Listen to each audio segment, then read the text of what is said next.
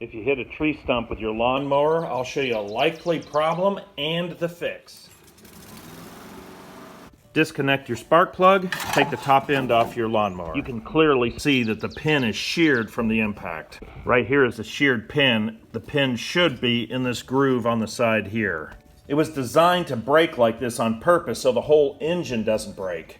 This is an aluminum shear pin that if it takes that type of an impact, the pin breaks instead of the motor. We'll take this puller and remove this flywheel. There's no center hole on the shaft, so we'll use a socket. This socket will keep everything aligned. This is a 2-jaw puller from Harbor Freight. We'll twist the puller until it pulls it up. It didn't take too much and it just snapped up. Remove the puller, pull off the flywheel. Right here is the sheared pin. Pick out the other side of the broken pin. Here are both sides of the pin. You can also see some of the aluminum fragments down here. This is not a Woodruff pin. This is made out of aluminum. Woodruff pins are made out of steel. Here's a close-up look at that sheared pin. If I push the two halves together, this is what it looks like. You can buy replacements. I'm going to make one out of this block of aluminum.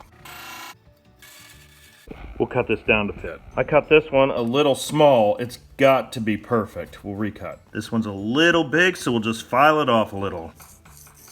Perfect. There's no shake at all. Put the flywheel back on and readjust the timing. To adjust the timing, align the notches. We'll cut it right here. Cut it with a hacksaw. I cut it a little big so I can file it down to the right size.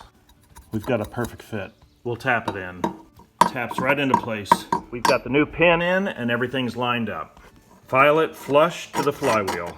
Now the pin's flush. Time to put everything back together. The flywheel's on tight. Put the top back on.